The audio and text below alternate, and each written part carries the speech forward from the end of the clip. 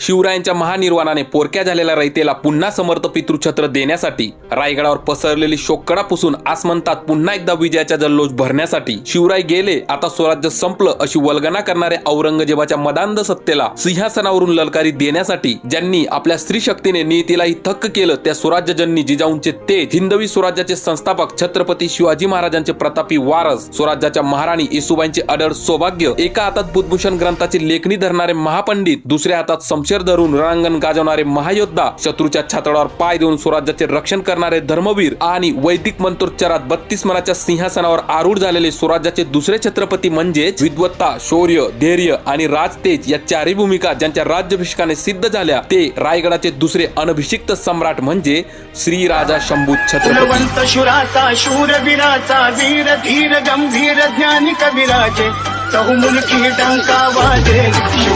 Shambhuraje